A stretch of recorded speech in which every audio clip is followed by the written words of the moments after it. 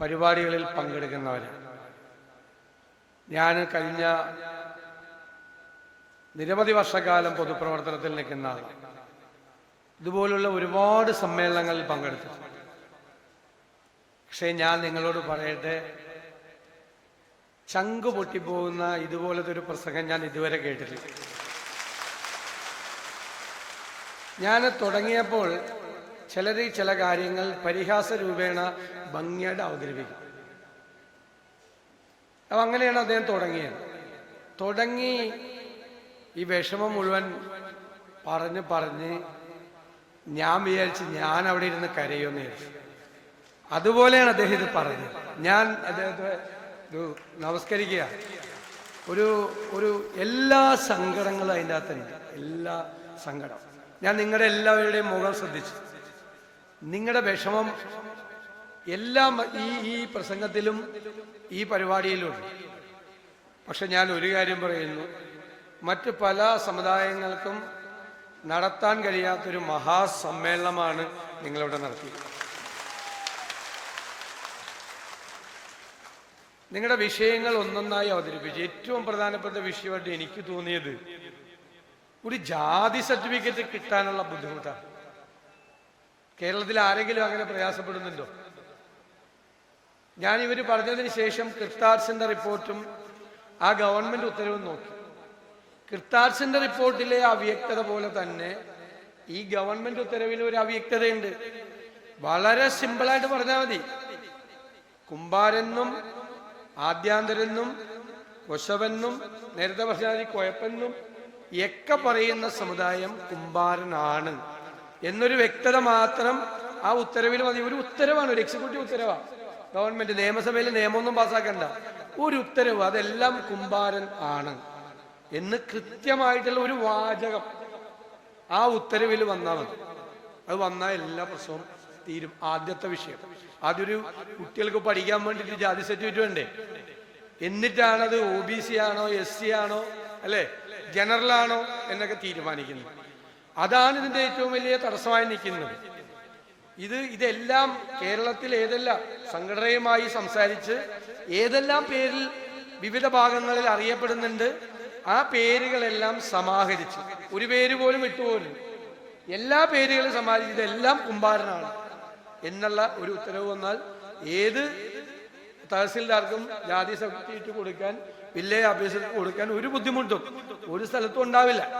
അതാണ് ഒന്നാമത്തെ കാര്യം.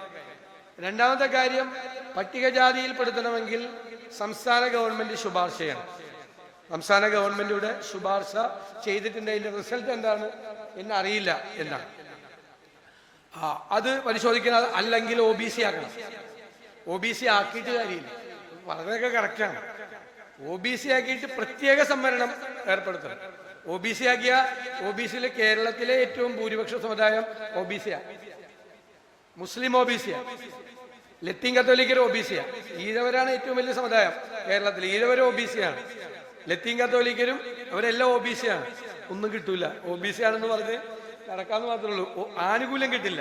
അവിടെ വലിയ സമുദായങ്ങളുടെ ഇടയ്ക്ക് ചെറിയ സമുദായം വന്നാൽ OBC ആണെന്ന് പറഞ്ഞാൽ ആനുകൂല്യം കിട്ടില്ല. OBCയിൽ തന്നെ നിർത്തി പ്രത്യേകമായ സംവരണം കൊടുത്താൽ മാത്രമേ ആ സംവരണം ലഭിക്കുകയുള്ളൂ. രണ്ടാമത്തെ കാര്യം. മൂന്നാമത്തെ കാര്യം, ഞാൻ ചോദിക്കുന്നത്, ഈ പാത്ര നിർമ്മാണം ഇത് പരമ്പരാഗത വ്യവസായമല്ല. അല്ലെങ്കിൽ പിന്നെ ഏത് പണിയാണ് കേരളത്തിൽ പരമ്പരാഗത വ്യവസായം? ഇതല്ലെങ്കിൽ പിന്നെ ഏത് വ്യവസായം? നമ്മൾ ചിലപ്പോൾ അത്ഭുതപ്പെട്ടു പോകും ചില കാര്യങ്ങൾ കേൾക്കുമ്പോൾ. എനിക്ക് തന്നെ ഒരു ജനപ്രതിനിധി എന്നുള്ള നിലയിൽ കുറ്റബോധം തോന്നി. ഞാൻ സേവ്യറിനോട് പറഞ്ഞു, നമുക്കാണ് നാണോ വേണ്ടെന്ന് പറഞ്ഞു. ഇത് കേട്ടിട്ട് നമുക്കാണ്. ഇത് ഞാൻ പണ്ട് ചോദിച്ചിട്ടുള്ള ചോദ്യമാണ്, ഓർത്തതിന് എനിക്ക് നന്ദി. ഇത് കേട്ടിട്ടാണ്, ഇത് എനിക്ക് അറിഞ്ഞിട്ട് ഞാൻ ചോദിച്ചതല്ല. എന്റെയൊക്കെ ധാരണ ഇത് പരമ്പരാഗത വ്യവസായത്തിൽ പെട്ടാണെന്നാണ്. അപ്പൊ എന്തോ ഒരു ചർച്ചക്കിടയിൽ ഇങ്ങനെ ചോദ്യോത്തര വേളയിൽ ഇങ്ങനെ വന്നപ്പോ ഇതല്ല എന്ന് പറഞ്ഞപ്പോ ഞാൻ ചാടി എഴുന്നിട്ട് ഇതുപോലെ ചോദിച്ചാ, ഇത് എന്തുകൊണ്ട് ഇതിന്റെ അകത്ത് ആക്കിയില്ല? അത് നമുക്ക് എല്ലാവർക്കും അറിയാവുന്നത് പോലെ ഒരു പരമ്പരാഗത വ്യവസായമല്ലേ, കയറ് പോലെ അല്ലെ, കയറ് വിരിക്കുന്നത് പോലെ, കൈത്തറി പോലെ ഒരു പരമ്പരാഗത വ്യവസായം എല്ലാവരും അംഗീകരിക്കുന്നത്. പിന്നെ അടുത്ത വിഷയം, നാലാമത്തെ വിഷയം ഈ മണ്ണ് കിട്ടാനുള്ള ബുദ്ധിമുട്ടാണ്. ഇപ്പൊ കളിമണ്ണ് 50 ടൺ വരെ എടുക്കാന്നൊക്കെ പറഞ്ഞിട്ട് അതൊന്നും കിട്ടാത്തതിന്റെ ഒരു പ്രശ്നം, അത് തൃശ്ശൂർ ജില്ലയിൽ അത് കൂടുതലായിട്ട് ആ വിഷയം കളിമണ്ണ് കിട്ടാത്തതിന്റെ പ്രശ്നം കൂടുതലായിട്ടുണ്ട്. നാലാമത്തെ വിഷയം ഇതുപോലെ നമ്മൾ ഇവിടെ പറഞ്ഞതുപോലെ എല്ലാ സമുദായങ്ങളും എങ്ങനെയാണ് മാറ്റം ഉണ്ടായത്? സാമൂഹ്യ സാമ്പത്തിക മാറ്റം കേരളത്തിലുണ്ടായി. ഇപ്പൊ അയ്യങ്കാളി പണ്ട് പറഞ്ഞിട്ടുണ്ട്, എന്റെ സമുദായത്തിൽ കുറെ പേരെങ്കിലും BA കാണണോ ഇല്ലേ?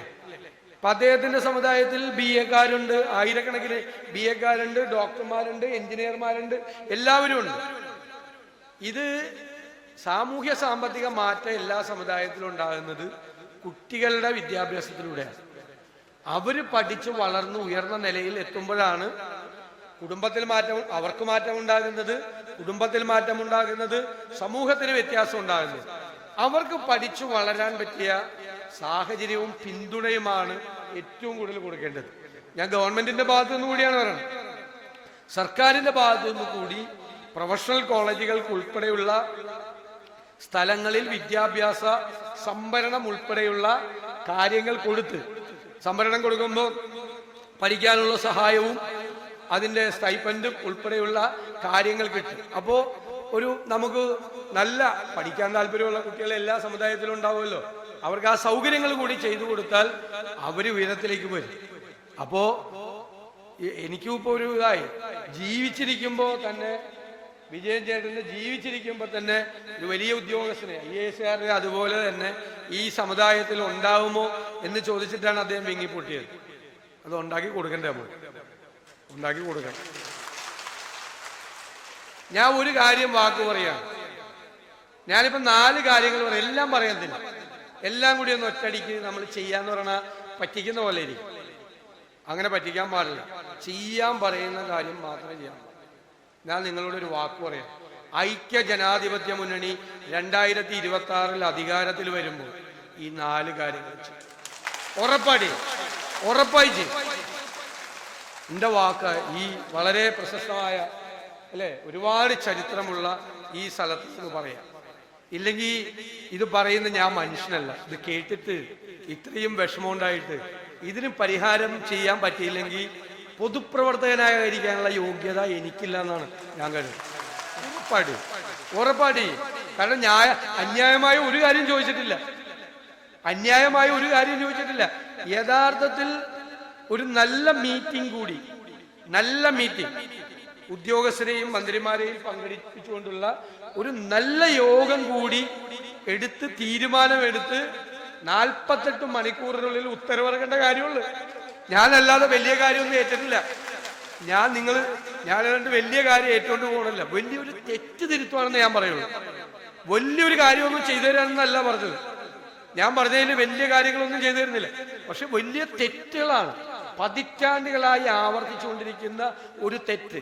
ഒരു പൊതുപ്രവർത്തകൻ, ഒരു ജനപ്രതിനിധി എന്നുള്ള നിലയിൽ ഞാൻ അറിഞ്ഞിട്ട് അത് ചെയ്യാൻ പറ്റാതെ പോയാൽ പിന്നെ ഞാൻ പറഞ്ഞതുപോലെ നമുക്കൊന്നും അതിനുള്ള അർഹതയില്ലെന്ന്.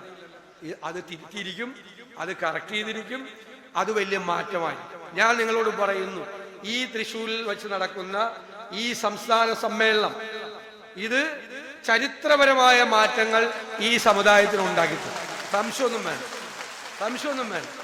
ഞാൻ സത്യത്തിൽ ഇന്ന് വല്ലാതെ പാടുപെട്ടാണ് ഇവിടെ വന്നത്. ഞാൻ വരാൻ കാര്യം ഇവരെന്നെ കാണാൻ വന്നു എറണാകുളത്ത്. അപ്പൊ ഇവര് കുറേ കാര്യങ്ങൾ പറഞ്ഞപ്പോ എനിക്ക് ആരോരുമില്ലാത്തവര് വന്ന് സങ്കടം പറയുന്നത് പോലെ എനിക്ക് തോന്നിയത്. അപ്പൊ എനിക്ക് വന്ന് എവിടെ പോയില്ലെങ്കിലും ഇന്ന് ഇവിടെ ചിലപ്പോൾ എനിക്ക് ഇന്ന് തിരുവനന്തപുരത്തേക്കുള്ള ട്രെയിൻ എനിക്ക് ഇനി എറണാകുളത്ത് പോയി 2 പരിപാടിയും കൂടി കണ്ടിട്ടാൽ പോകാൻ പറ്റും. ചിലപ്പോൾ കിട്ടുമെന്ന് എനിക്കറിയില്ല. എന്നാലും സാരമില്ല, ഈ പരിപാടിക്ക് വന്നിട്ട് പോകും. ഇപ്പൊ എനിക്ക് മനസ്സിലായത് ദൈവ നിയോഗമാണ് ഈ പരിപാടിക്ക്. പിന്നെ എനിക്ക് ഈ ഭാഷ ഒന്നും കൂടി പഠിക്കണം കൂടി സത്യം. അത് ഞാനത് ആസ്വദിച്ച് ആദ്യം അത് പറഞ്ഞപ്പോ തന്നെ അതിങ്ങനെ അതൊരു സംസ്കൃതിയാണ്, അതൊന്നും കളയരുത്.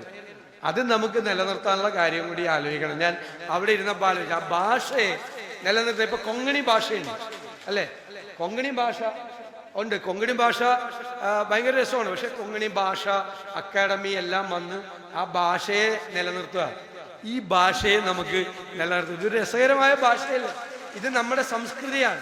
നമ്മുടെ പൈതൃകമാണ് അല്ലേ? അത് നമ്മുടെ പിന്മുറക്കാർ ഉണ്ടാക്കി വെച്ചിരിക്കുന്നതല്ലേ ഭാഷ. ആ ഭാഷയെ കൂടി നിലനിർത്തണം. അപ്പൊ 4+1 5 കാര്യം മറക്കൂല. ഞാൻ നിങ്ങളെ എല്ലാവരെയും അഭിവാദ്യം ചെയ്യുന്നു, എല്ലാവരെയും അഭിവാദ്യം ചെയ്യുന്നു. ഞാൻ എൻ്റെ ഉള്ളിൽ തട്ടിയാണ് പറഞ്ഞത്. ഞാൻ ഇവിടെ വന്ന് പറയാൻ വേണ്ടി പറഞ്ഞത്. ഇവിടെ വന്ന് പറയുമ്പോൾ പറയേണ്ട കാര്യങ്ങളല്ല ഞാൻ ഇവിടെ പറഞ്ഞത്. ഞാൻ അവിടെ ഇരുന്ന് ഈ അധ്യക്ഷ പ്രസംഗം കേട്ടിട്ടാണ് ഞാൻ ഇത്രയും സംസാരിച്ചത്. അപ്പോ പൂർണ്ണമായി ധൈര്യമായിട്ടിരിക്കുക, മാറ്റം ഉണ്ടാകും. നിങ്ങൾക്ക് എല്ലാ അഭിവാദ്യങ്ങളും അർപ്പിച്ചുകൊണ്ട് കേരള കുംഭാര സമുദായ സഭയുടെ 10ാമത് വാർഷിക സമ്മേളനം ഞാൻ ഉദ്ഘാടനം ചെയ്തതായി അറിയിക്കും. നന്ദി സാർ ഉദ്ഘാടന പ്രസംഗത്തിന്.